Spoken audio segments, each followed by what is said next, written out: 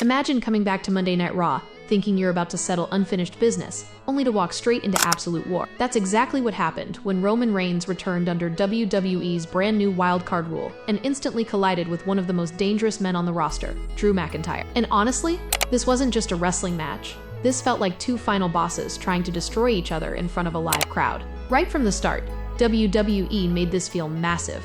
Roman's entrance alone had the crowd exploding, because nobody expected to see him back on Raw so quickly. But the second Drew McIntyre walked out, the mood completely changed. You could immediately feel the tension. Drew wasn't just angry, he looked obsessed. Ever since losing to Roman at WrestleMania, this man has been carrying pure rage, and tonight felt like his chance to erase that humiliation once and for all. And what made this match so good is that Drew instantly controlled the pace. Roman tried to bring the fight early, but McIntyre kept overpowering him in ways we almost never see.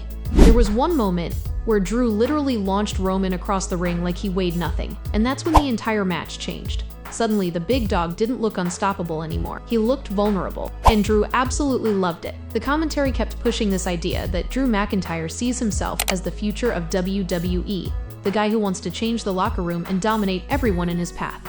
And honestly, after watching this match, you start believing him. Every move felt brutal. Every slam looked painful.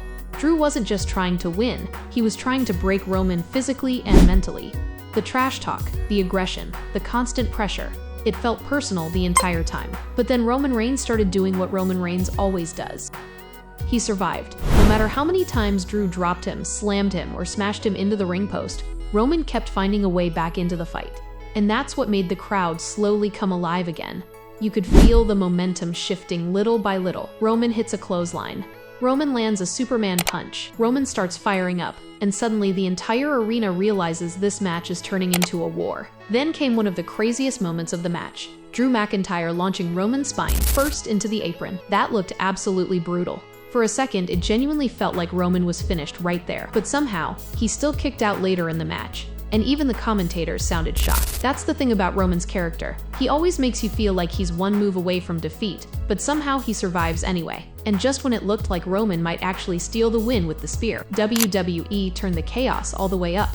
Out of nowhere, Shane McMahon appears. Then Elias joins the attack, and the entire match completely breaks down. At that point, this stopped being a normal rematch and turned into a full-blown ambush. Roman was already exhausted from surviving Drew McIntyre, and now he's suddenly fighting off multiple enemies at once. And honestly, that ending was smart. WWE protected both men. Drew McIntyre still looked like an absolute monster. Roman Reigns still looked resilient, and the interference created even more storyline chaos moving forward. Plus, the final Claymore kick felt like a brutal statement from Drew.